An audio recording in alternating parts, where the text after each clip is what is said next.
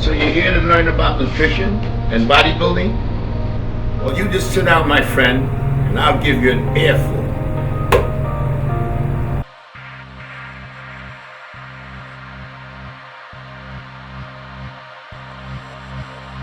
Let me tell everybody that wants to build a body, if they ignore nutrition, don't waste your time. Don't waste your time, because you're not going to come nowhere near what you desire.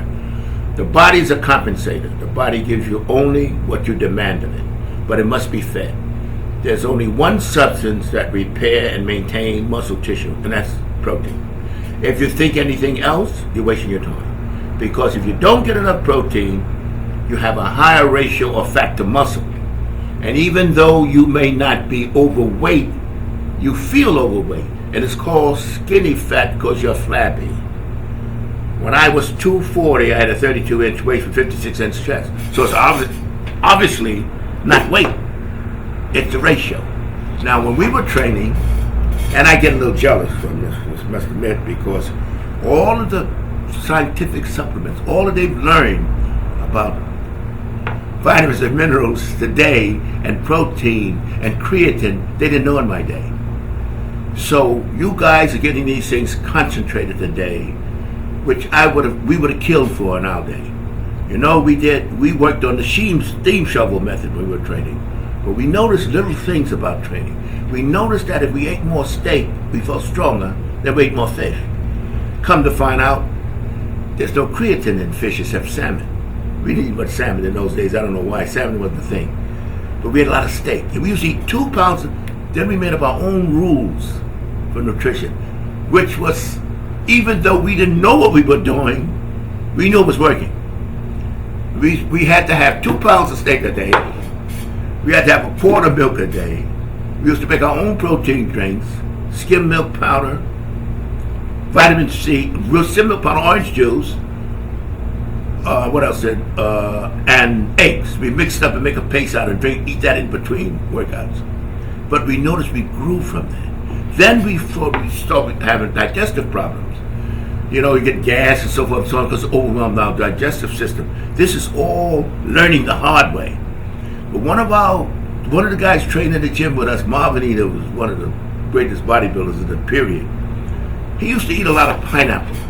And we noticed he didn't have the same problem of gurgling like we had. So we said, how come you don't have that problem? He said, he used to bring in a little plastic bag to the gym. And so we were trying, at that time, you're so desperate to find something that's going to give you that boost, you know. It's got to be something that just loading up with food, eat it. So Mom would say, so we said, let's try the pineapple, maybe that helped. And we found out that eating the pineapple didn't give us this digestive problem. We had no idea why. Found out later it's the bromelain, which is it's a protein digestion. But this is what the basics like of nutrition. The reason I grew the way I grew because I ate protein much more than they gave it credit for. At the time, protein was considered one of the, they didn't connect protein with building. They were mostly concentrated on carbohydrates. And I knew that when I ate protein, I felt stronger. And I know when I ate that steak, I felt like I wanted to chew a 2x4 and spit out toothpicks. But when I ate the fish or the vegetables, I didn't feel that feeling.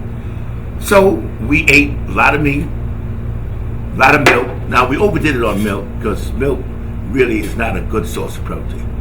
32 ounces of milk, you got all that milk sugar in it, all those calories, you only got 32 grams of protein. So it's not even worth it. But we didn't know at the time. But now, understanding that aspect, of nutrition. That's ancient stuff. I want to give you a background. Today, we have a much better knowledge of nutrition, and we know that if you're training, you cannot overdose on protein. You know why I use steroids? Because steroids hold the end product of protein digestion in the muscle, which is nitrogen. Nitrogen is the key to all muscle growth. And the more protein you eat, of course you don't have to take steroids. Steroids is another subject. But the more protein you eat, you feed the muscle will grow. You don't overtrain the muscle, give the muscle time, because there's two aspects of muscle growth. There's recovery and there's recharge. And that's another subject. But basic nutrition, you have to get at least a gram if you're active and you want to build. You have to get at least a gram of protein per pound of body weight. And also you got to remember, do not neglect the carbohydrates, because if you don't get enough carbohydrates, you're going to waste your intake of protein, because carbohydrates is the first requirement of the body. And if you don't get enough, the body will use your protein for carbs, which it doesn't like to do, but it will.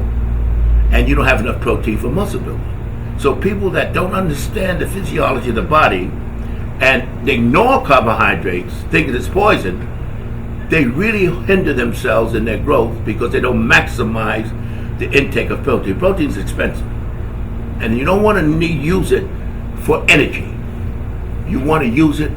You don't want to use the protein for energy. You want to use it for muscle building. So do not neglect carbohydrates. Don't say, carbohydrates. People think a lot of times I send these bodybuilders, they think protein is, carbohydrates like poison. What do we know? No, you need it. The brain doesn't use protein. It uses carbs.